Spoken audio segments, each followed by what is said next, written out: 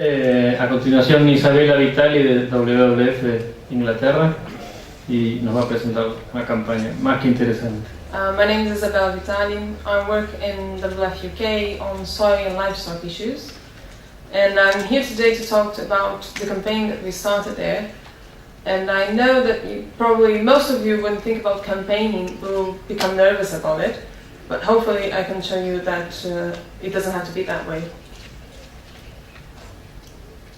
So I'm starting the presentation with a map that is outdated, and that's on purpose. When I started talking to companies in UK about the problems around soy and the need to get responsible soy into the UK market, they all, well, almost all of them, gave me an odd look saying, "What are you talking about? We have a moratorium in the Amazon." And I realized that they had stopped.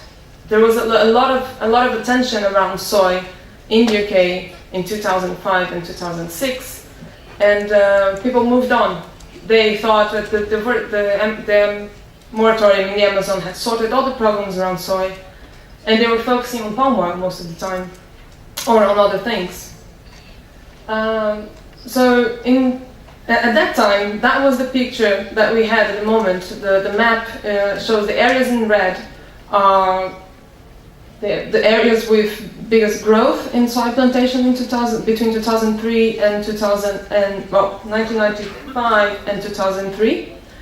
And that's when the world woke up to the fact that soya was encroaching the Amazon.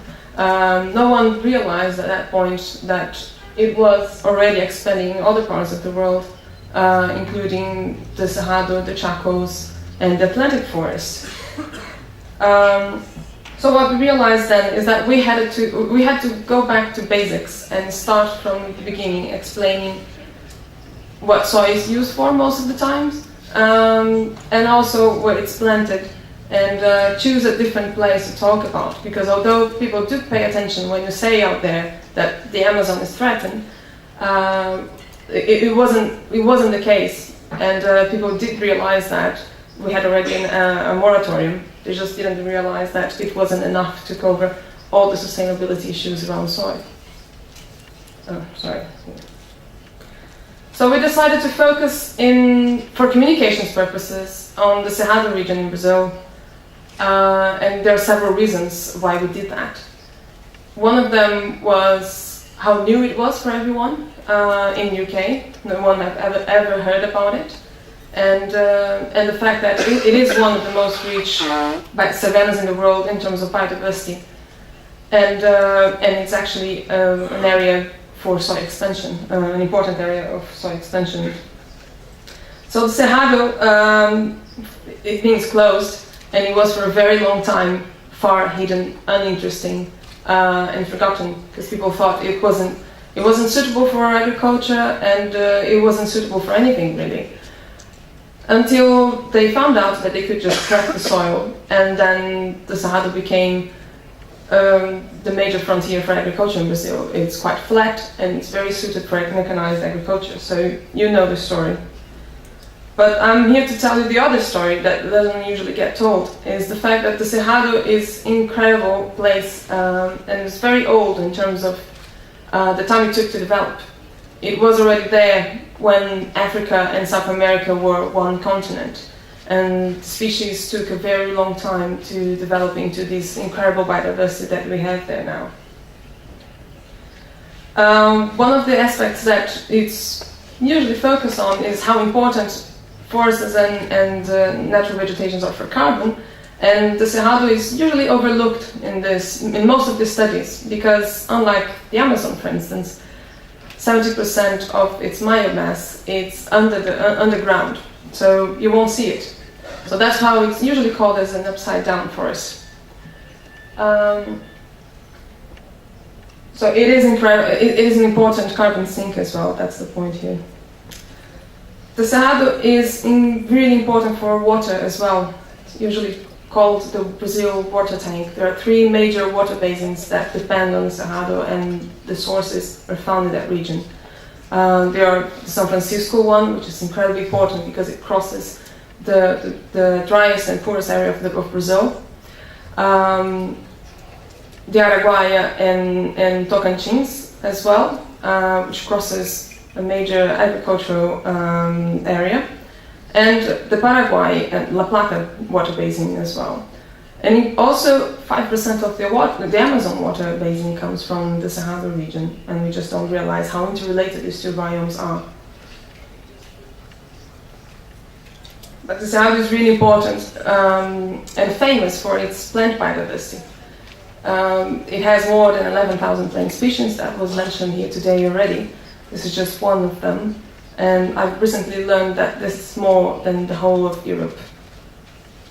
And of course, it is home to many iconic species. One of them is the maned wolf, the other one, armadillos. I don't know why, but Brits like armadillos.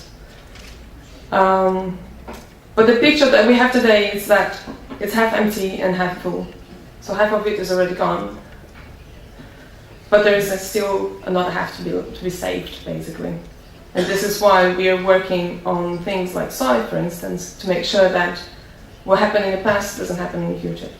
To ensure that expansion happens in a more responsible and planned way. So, of course, the picture that we have today is that half of this half is already gone. Soy is not the only cause of that, but it plays a big role. And you all know how fast and important soy is for our markets. I won't dwell on this too much.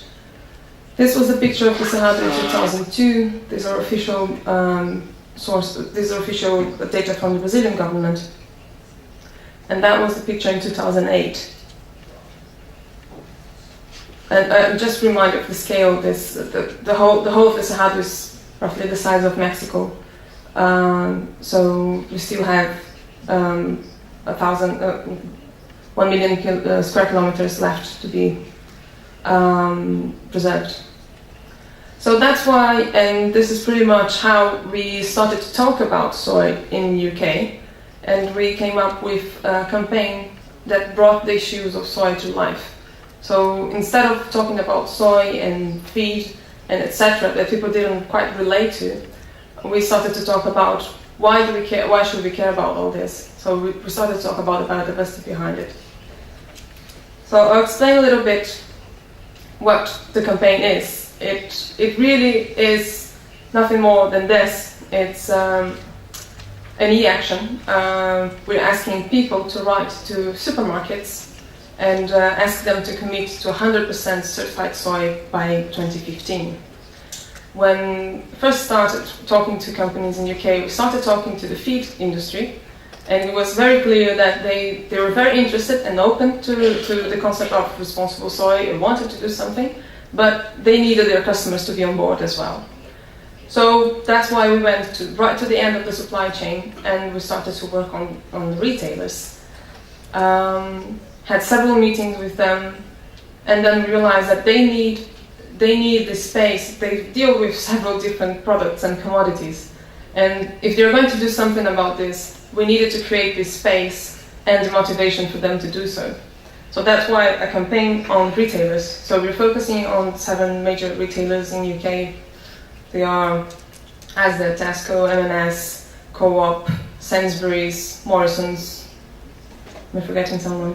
Waitrose. Good news was that as soon as we started, we had good news from Waitrose saying that yes, we think this is important, and they committed to the target, as was already mentioned. We're seeing a lot of movement in the other retailers as well. So they started to look into their supply chains, asking their suppliers how feasible it is, when, and how much it would cost. And the most important part is also that we are raising a lot of awareness about the problems and the solutions at the same time. So we had some beautiful 2 pages article on Independent as soon as we launched the campaign, and by the way, that was launched in late April. We also had an interesting video by The Guardian interviewing producers, colleagues from WWF in Brazil, and also other stakeholders dealing with this in Brazil. And And the main piece around the campaign and what we do to get more attention and raise awareness is actually a very short video that tries to bring all this complicated message into one little thing. Just, can you start, put the volume up?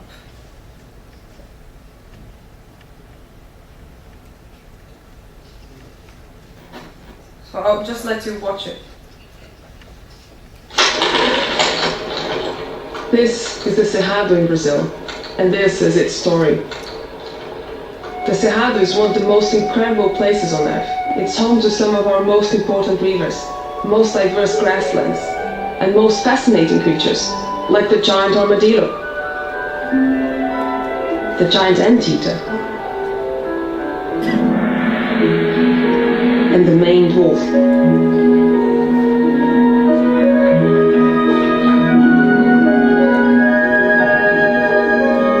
It's vital to our planet's biodiversity, but it's disappearing fast, and the farming of soya fed to the animals we eat is a big part of the problem.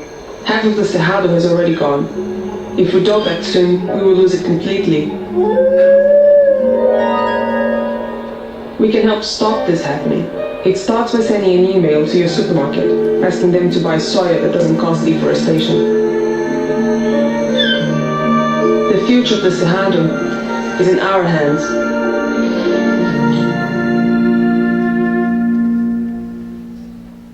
So that short little video is doing wonders, believe it or not, and the initial idea was for it to go viral, and it finally did. We have more than 75,000 views and growing steadily every week.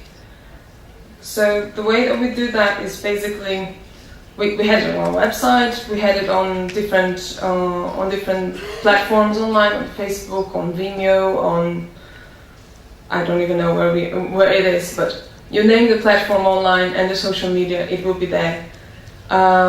So we tapped into different networks, and most of the campaign is actually on social media. So I mentioned a few articles on the news, but a lot of the news about this have been through blogs and different, just people talking about it, tweeting and etc. The other thing that we're doing is we established a partnership with the Royal Botanic Gardens in Edinburgh, and they have more than 40 years of research in the Cerrado, and decided to partner with us to highlight the threats and the importance of the place, and how people in Scotland in this case, and the tourists, there are loads of them there, are related to this distant biome through their daily shops. So they have this exhibition there, and people basically have a chance to write little postcards to their supermarkets there as well. So that's how we are campaigning to get more people on board of this group, basically, and trying to get more people working towards certified RTRS soy. We also realized in UK, after we started doing this, and other people started working more on sustainable livestock and what that meant, there was different suggestions, different solutions proposed by different stakeholders. And we realized that most of the time people were just losing a lot of time thinking that they're competing, and we understand that they're not. We need all the solutions possible. And then we published this report a couple of weeks ago, just bringing all the issues together and explaining how we see all the different solutions that have been suggested, like changes in diets, replacing soy, or increasing the number of protected areas, or doing another moratorium. There are several things that are being discussed, and we just put them all together and explain that no matter what you do, we will need a little bit of all of them, really. And RTRS is definitely going to play a big role in all this. So, thank you. Do share the video, participate in the campaign, and happy to take questions. Thank you.